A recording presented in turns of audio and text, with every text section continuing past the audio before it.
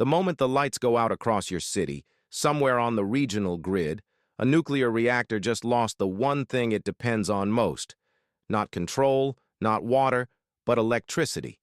The exact thing it was built to produce. That single contradiction is the most dangerous and least understood truth about nuclear power. A reactor that has just shut itself down can still become completely dependent on the very grid that normally depends on it, and the grid going dark is precisely the scenario its designers feared most, because a reactor without external power isn't dead. It's just begun the most delicate hours of its entire operating life. The instant offsite power fails, control rods slam into the core automatically. That part is fast, mechanical, almost foolproof.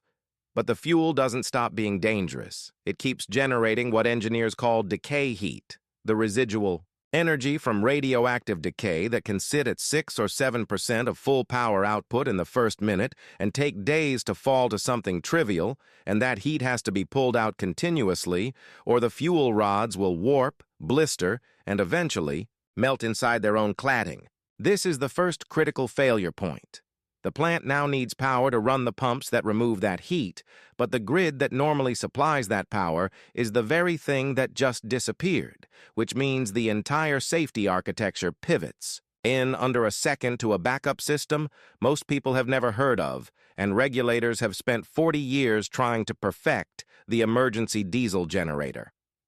Here is where the hidden science gets uncomfortable, because those diesel generators are not exotic technology. They are large industrial engines, mechanically similar to what powers a cargo ship, and like any engine, they can fail to start, fail to load, or fail mid-run. In 1990, at the Vogtle plant in Georgia, a reactor lost its connection to the off-site grid. One of its 2 emergency diesels was already disassembled for maintenance, and the second started but shut down after just 70 seconds because of a faulty temperature sensor, leaving the plant with no off-site power and no on-site power. Simultaneously, the precise condition engineers call a station blackout. The NRC's own historical data found that prior to a 1988 federal rule forcing reactors to formally test these backup generators, only 11 of 78 operating U.S. reactors even had a structured reliability program for them, meaning, for over a decade, the backup to the backup at most American plants was essentially running on hope. The survival implication is blunt. A power outage at a nuclear plant isn't primarily a question of will the reactor explode, it's how many independent backup systems fail in sequence before the core starts cooking itself. And NRC risk assessments have at times identified station blackout as one of the largest single contributors to overall calculated core damage risk across the U.S. fleet. Not earthquakes, not terrorism, just the unglamorous mechanical failure of keeping the lights on inside the plant itself. If the diesels do fail, the next layer is even more fragile: batteries. When both off-site and on-site AC power are gone, plants fall back on direct current battery banks to keep instrumentation alive and, more critically, to power a steam-driven turbine pump that doesn't need electricity to move water because it runs on the residual steam the decay heat itself is producing. An elegant piece of engineering that uses the disaster to power its own containment.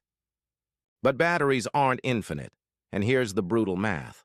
Under post-Fukushima NRC regulations, most U.S. reactors are only required to maintain battery-powered core cooling instrumentation for 4 hours, with a smaller number certified for 8. And at Fukushima Daiichi itself, despite having that same 8-hour battery design, the batteries were overwhelmed because the tsunami didn't just take out the grid, it physically destroyed the backup diesel generators in the same stroke, collapsing 2 independent layers of defense into a single point of failure. Operators lost the ability to cool the fuel in Unit 1 within hours, in Unit 3 within about 36 hours, and in Unit 2 only after roughly 70 hours of increasingly desperate improvisation.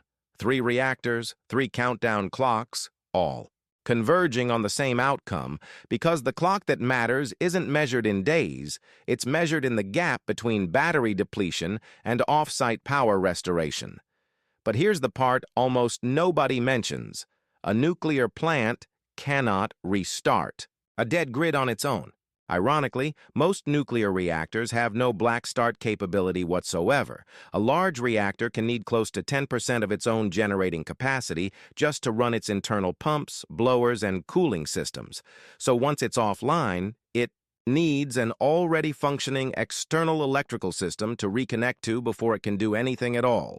In a true grid-wide collapse, nuclear plants sit at the back of the recovery line, not the front. Grid operators rely on hydroelectric stations, gas turbines, or dedicated diesel black start units, often stationed near the nuclear site for this exact purpose: to re-energize a local pocket of transmission lines first, and only then can the reactor reconnect, draw power inward, and begin its own slow restart sequence. The plant that generates enough electricity for 500,000 homes is, for those critical hours, completely dependent on someone else's smaller generator just to wake back up. And the reactor core isn't even the only radioactive material sweating through this entire timeline. Sitting in a separate building, usually just a stone's throw from the reactor itself, are the spent fuel pools. Deep pools of water holding years' worth of used fuel assemblies that are still thermally hot and still highly radioactive, and they need continuous active cooling, too, just on a slower clock than the core. Because that water doesn't just shield workers from radiation. It's the only thing standing between those assemblies and the open air. A station blackout doesn't just threaten the core, it puts a second parallel countdown running in a building most public discussions about the reactor completely ignore. At Fukushima, concerns over spent fuel pool cooling became a major parallel emergency, forcing operators to monitor two separate cooling problems at the same time. So what does this entire layered countdown actually look like, end to end? At 0 seconds, the grid is lost. Within about 1 second, control rods scram into the core and the chain reaction stops. Within roughly 10 seconds, the emergency diesel generators are expected to detect the loss and start automatically. Somewhere between 4 and 8 hours, depending on the plant's battery certification, instrumentation and DC-powered systems begin running into their designed limit. Past 24 hours, portable trailer-mounted generators and pumps, staged on-site and at regional response centers specifically after Fukushima, are meant to be flown or trucked in to extend the margin further. And only past multiple days, with every layer exhausted and off-site power still not restored, does the real severe risk zone begin. The good news is that modern reactors are specifically designed to survive losing the grid. The danger begins only when multiple independent systems fail together and stay unrepaired for days, not hours. For anyone living within the standard 10-mile emergency planning zone used around many U.S. reactors, the single most useful habit isn't stockpiling potassium iodide reflexively, it's knowing your plant's published coping time, knowing your evacuation routes before you need them, and treating any blackout stretching past that 12 to 24-hour mark, especially alongside storm damage or any sign grid restoration is stalling, as the real threshold to start monitoring official emergency broadcasts closely. Because when a nuclear reactor loses power, the real countdown isn't happening inside the core.